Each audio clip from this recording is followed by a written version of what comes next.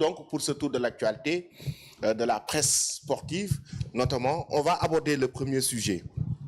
Il s'agit du face-to-face Modou Lo Siteu. Vous venez de le dire tout à l'heure. Vous connaissez très bien Modou Lo? Alors quand je dis très bien, c'est professionnellement pour moi c'est l'un des meilleurs lutteurs. Hein. Clairement, il est technique, il est agile, solide sur ses appuis. Il est intelligent. Il est intelligent. Il est intelligent. Et nous, voilà, quand on est des techniciens et nous, quand on voit ça, voilà, ça nous inspire. En tant que technicien. Alors, Pape, yow naka nga gisee face-to-face Modou Lo Siteu bi? Bon, en fait face bi xam naa ne tàngoon na. te gëm naa ni combat bu neex la ñuy dérivé ñoom ñaar. parce que am na ñu bëri ñoo xam ne yaakaar ne combat bi du neex mais démb bu ñu gisee face-to-face bi li gars yi xam nañ bu baax a baax combat bi du yomb quoi. kon parce que Modou Lo athlète la parce que liggéeyam yëpp liggéey moom travail muy travail même salle sax travail athlète la koy def. et Siteu aussi tamit moom du bàyyi si gars boo xam ne guerrier la commeว่าtarkindaa bi. moom direct tarkindaa bu nekk ci moom quoi. mais yow en tant que boxeur professionnel. tey boo ñuy wax ci boxu Modou Lo ak boxu Siteu. yow lan nga ñu ci mën a wax ban box moo gën a jaar yoon ban moo ci gën a professionnel entre ñaari combattants yooyu. en fait Modou Lo moo gën a jaar yoon boxe. parce que Modou Lo lui il travaille avec les boxeurs comme Tafsir Mohamed Tafsir. Ensuite, comme Djibi Ndiaye. Ensuite, mon coach d'équipe nationale, lui aussi, il le prépare en boxe. Bolé Gueye. Mon coach boxe. En même temps aussi, tamit, bon, mon de Djila Tafsir Gang. De Djila Djibi Ndiaye Gang. Alors que Djibi, il fait pas de l'équipe nationale du Sénégal. Tafsir, il fait pas de l'équipe nationale du Sénégal. Entraîneur national, mon coach entraîneur tamit. mooy Bolé Gueye donc boo xoolee moom am na ay éléments yoo xam ne ay boxeurs yoo xam ne dafay jëlee ñoom gant loolu dina ko mën a permettre mu évoluer ci boxe bi moo tax boo xoolee moom am na vivacité am na réflexe am na ba pare ay kóomu gaaw na. moom athlète la parce que liggéey yi muy liggéey yëpp liggéey athlète lay liggéey te moom liggéey moo gën a boxeur moo gën a jaar yoon ah ci lu ma jëm moom boxeur moo gën a jaar yoon ak Yékini. Yékini lui aussi c'est un boxeur quoi en fait. Lui c'est un vrai boxeur Yékini parce que. mais la taille ne peut pas déranger Modou Lo taayu Siteu. parce que gis nañ ne quand même Siteu taille bi mu am ak taille bi Modou Lo am du benn. donc différence de taille boobu est-ce que du ko déranger si boxe bi. non je pense pas que mun naa ne Siteu lay gën a déranger. Siteu lay gën a déranger waaw Siteu lay gën a déranger parce que Modou Lo dafa nekk nit koo xam ne dafay move. moom ay coup fépp fu mu munti nekk rek moom da koy gis ba pare day esquive maanaam day remise. moom doo ko dóor te moom du la dóor. te imaginer Siteu moom dafa njool Siteu bu taxee si ay appui nana xeexa moom mun naa ne du doon arrangement am. mun naa ne Modou Lo mun na ko nax si xeexam. parce que Modou Lo gaaw na dafay riposter en même temps day esquive en même temps day dóor ba pare am na condition bi quoi moom lui c'est un athlète quoi en fait. pour vrai dire c'est un athlète. pourtant Siteu am na ñu mu dóor ñu daanu ay Zos ak yooyu noonu donc tey bu waree dajeek Modou Lo certes côté bagarre si on le voit c'est un puncheur aussi. mais aussi parfois côté bagarre rapproché bi kan lay gën a arrangé si ñoom ñaar. non si Modou Lo lay gën a arrangé. bagarre rapproché bi Modou Lo lay gën a arrangé parce que boo xoolee Modou Lo gaaw na loxoy gaaw na. te Modou Lo bis boo leen defee corps à corps donc mun na la dóor 3 4 ba 5 coups après ngay doog riposter quoi. parce que boo xoolee Siteu ñu mu doon ñu daan yëpp mun naa ne ñoom dañoo focaliser lutte bi de trop. alors que Modou Lo dafa focaliser lutte bi en même temps dafa focaliser tamit boxe bi. boo xoolee combat bi bu muy dóor kii mu daanu comment dirais-je Eumeu Sène épercule la ko au menton après ça mu daanu. parce que boo xoolee bu mu ko doon dóor épercule au menton bi dafa toog si ay appui am. après que dóor ko épercule au menton parce que boo nekkul athlète dëgg là tu peux pas le faire. si t'es pas un bon athlète là tu peux pas rester sur tes appuis en même temps mettre des bons épercules. alors que lui il sait ça alors que il a appliqué ça. il a fait mais léegi combat distance bi ça veut dire que kan lay gën a arrangé. combat distance bi Siteu lay gën a arrangé parce que combat distance bi ni muy gën a arrangé ni muy arrangé Siteu mooy ça veut dire que moom bu nar a boxé ak Modou Lo du bàyyi Modou Lo di ko jege. soit combat bi dafay yàgg soit combat bi dafay yàgg wala mu nekk loo xam ne combat bi day sauve amateur yi. parce que bu fekkee à distance Modou Lo du ko mus a jege. te Modou Lo gëm naa ni moom Siteu lu distance bu mu jëlee gëm naa ni Modou Lo dina fexe ba atteindre gardam quoi.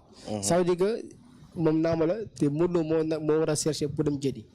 Modou Lo bi c'est donc n'empêche pas qu'il va prendre des risques et il sait très bien qu'il va prendre des risques et lui je sais que am na xel boo xam ne au moins n'importe quel adversaire bu taxee dina xam moom fu muy jaar ba dugg ci biir gardam. te bis bu duggee ci biir gardam Siteu bu taxee xeexam moom mun naa ne Siteu suuf la jëm ko parce que Modou Lo am na garde gaaw na vivacité na ba pare ici certaines. kon ci côté boxe Modou Lo moo ci ëpp chance. moo ci ëpp chance que Siteu. ci côté boxe en termes de pourcentage sur ñaata pourcent. parce que Siteu seetaan naa combat am dernier combat moo kii su ma juumul. moom ak Lac de Guiers. moo Lac de Guiers. seetaan naa si combat parce que moom Lac de Guiers même taille la. même taille mais Lac de Guiers aussi mën na boxe.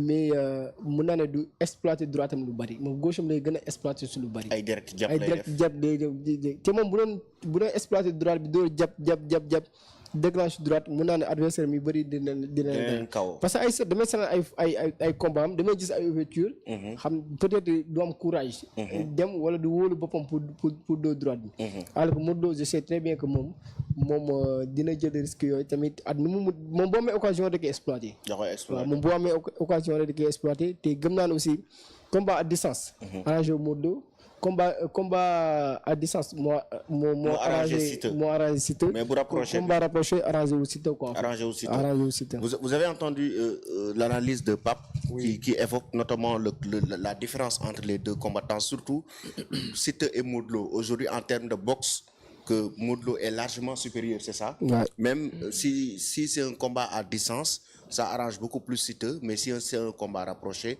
Modou Lo aura beaucoup plus d'avantages. Ouais, clairement, moi je le rejoins sur cette analyse-là. Modou Lo, nous on l'a vu, je vous ai dit, sur la partie, on va dire boxe, la partie pugilistique, il est bon, il a des bons appuis, et je pense que même sa taille peut être un sacré avantage, parce qu'il a le centre de gravité beaucoup plus bas que Siteu. Donc c'est sa appui, et encore une fois, il est intelligent.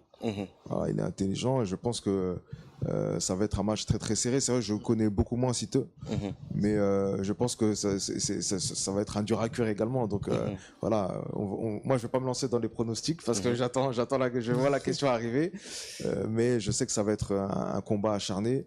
Et voilà, et parce que je connais un peu mieux Modou Lo, voilà, si j'ai une préférence, ouais, ce serait sur lui. Moi, mais en termes de boxe aujourd'hui, quand tu vois un Modou Lo mettre KO parfois ses adversaires ici au Sénégal, tu peux te poser des questions, hein, mais ce gars, il s'entraîne comment? Ah mais clairement, je pense qu'il a donné une partie du secret. C'est qu'il n'hésite pas à aller se frotter, faire du sparring avec des adversaires plus rapides, plus lourds, plus expérimentés, et il travaille ses gammes techniques. C'est un vrai bosseur en fait. Voilà, ce qui lui arrive aujourd'hui, il remet en jeu son titre du roi des arènes, mais c'est un bosseur. Voilà, et je pense que c'est le travail acharné de manière intelligente qui fait qu'aujourd'hui c'est un champion en lutte. Voilà, après voilà, la lutte je suis pas super calé, mais il y a des choses qui trompent pas. Voilà, et s'il en est là, c'est qu'il a bossé. C'est qu'il a bossé. Faudrait da ngay suivre bien sûr lamb mooy suñu sport national. mooy suñu sport national. Modou Lo Siteu nag nga ko gisee. Bon, man lu ma gis ci combat bi deux générations là. C'est-à-dire aujourd'hui tu as l'expérience de Modou Lo, la technique, la vivacité comme il a expliqué. Tu as la fougue, la jeunesse chez Siteu. loolu donc combat bu rëy la. Aujourd'hui combat générationnel la. Donc tey ñu bëri nee nañ bon Modou Lo day ñëw nax ko, mais xam nañ jeunesse ak doole bi nga am ak fougue bi nga am. Mais man je suis quelqu'un boo xam ne damay suivre Modou Lo depuis très très longtemps, et je confirme tout ce qu'ils disent. Tu vois la technicité te Modou Lo malgré que lutte lay def mais deful sport boobu kese da nga gis Modou Lo dafa polyvalent, day laal sport yu bëri. ñun ñi par exemple nga gis ci affaire moto yi dañuy dem souvent la grosse Modou Lo dañ koy gis day yor ay volum du pédale di dawal foofu. Non, tout récemment dem naa benn randonnée VTT ma gis mu fekk ko fa. Exactement, c'était avec Lays Vélo. Donc pour confirmer ni c'est un champion, c'est un athlète avant tout. Xam nga dafa am solo, xam nga bëri man léegi pour man bëri dafa yegg foo xam ne dafa am ouverture mënatoo nekk di mbapat kese il faut nga boole yenn sport associé sport yu bëri pour que nga polyvalent et c'est ça qui fait la différence aujourd'hui Modou Lo soo ko woowee si boxe mu wuyu la soo ko woowee si bëri mu wuyu la donc je pense que il a ses atouts mais aussi Siteu xale la jeune là, il y a la fougue aujourd'hui, amna mbolo, amna vivacité, si on peut encourager, ça peut le dompter. Voilà, avec une bonne stratégie, pour moi, il ne sera pas ridicule. Exactement. Donc ce sera un combat hyper intéressant. Hyper intéressant. Aujourd'hui, donc en termes de pronostic, dafa mel ni Modou Lo foo di ngay waxee ni dafa mel ni Modou Lo nga faral. waaw bon du question de Modou Lo la faral mais bon xam nga pronostic moom da ngay am say argument peut-être wax yow par rapport ak li nga gis quoi. Donc moi voilà je dirais une victoire de Modou Lo quoi. Mais comme je dis Siteu fera face. Il a déjà donné des résultats en fait. Ah mais moom dafa wax fu mu far. Pronostic kan nga gën a gis comme vainqueur. Non mais en fait moi je parle de Modou Lo en tant qu'athlète. En tant que technicien de boxe ngay waxee quoi. Voilà, en tant que technicien de boxe, en même temps aussi, je sais très bon. J'ai vu les entraînements de Modou Lo. Comme il vient de dire, lui c'est un athlète. Alors que moi je focalise sur les exemples. Ici au Sénégal, tu vois des lutteurs qui focalisent seulement sur la lutte. Il focalise seulement totalement à 100%. Mais lui, il ne focalise pas sur la lutte totalement. Il fait des, même il fait la boxe. Il sort de sa zone de confort. Voilà, c'est ça. Il fait la boxe, il fait comment dire, il est polyvalent quoi en fait. Donc moi je parle en tant que lui, c'est un athlète. Moi je parle. Et si tu es un athlète, là, tu as beaucoup plus de chance quoi. Bah ouais, c'est ça même. Donc après